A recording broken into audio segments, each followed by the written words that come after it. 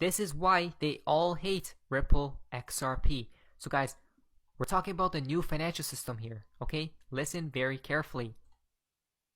First of all, we think the key requirements for any blockchain that's going to be part of this new global system got to be open source so that it can be stress tested, everybody can see what's going on. It's got to be decentralized, there's no counterparty. It's got to be permissionless, so anybody can run a node, anybody can run a validator, anybody could be a miner. It's got to be reliable and secure. It's got to have a lot of history where it's worked.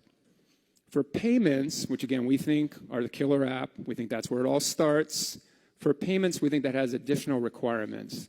You've got to have settlement predictability. You've got to have consistent low costs. You've got to have high throughput.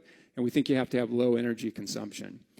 So let me talk a little bit then about how we see these and why we're betting, as you may have guessed, on the Xrp Ledger and Xrp as the digital asset of choice when we're talking about the blockchain component of this Internet of Value.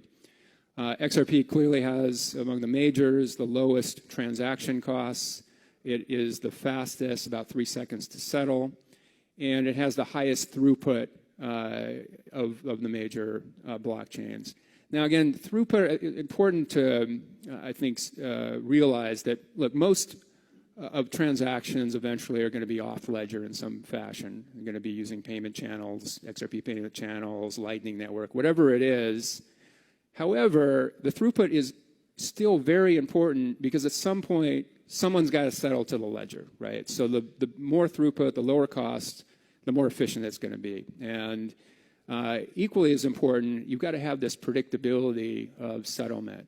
So XRP is not just the fastest of the majors, but it's actually very consistent, about 3 seconds, and the variability there is very low as compared with Ether, Bitcoin, for example, which are going to have longer close periods, but importantly also much larger variability in its close. So that randomness is problematic for payments and payment providers.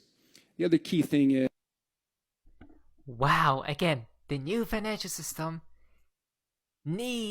literally needs XRP, guys.